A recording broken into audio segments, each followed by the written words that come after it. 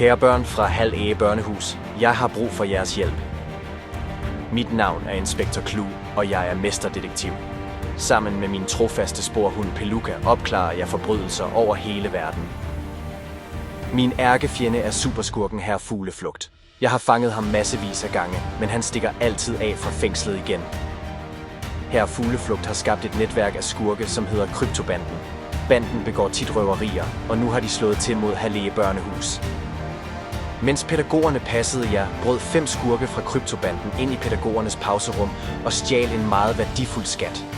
Det er virkelig frygteligt, og alle pædagogerne er meget kede af det.